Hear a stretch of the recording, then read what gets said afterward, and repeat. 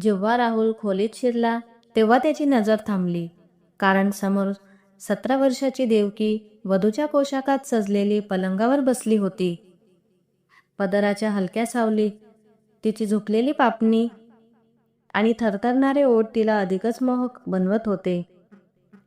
राहुलचे हृदय जोराने धडधडू लागले, जणू काही अनोळखी भाव त्याच्या मनात सामावून गेला होता. देवकीने हलकेसे डोके वर करून त्याच्याकडे पाहिले.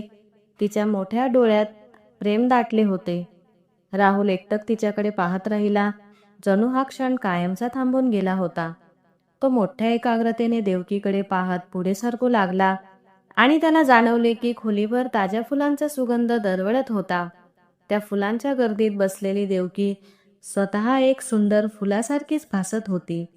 देवकीचा रंग जरी सावळा असला तरी ती नाकीडोळी इतकी देखणी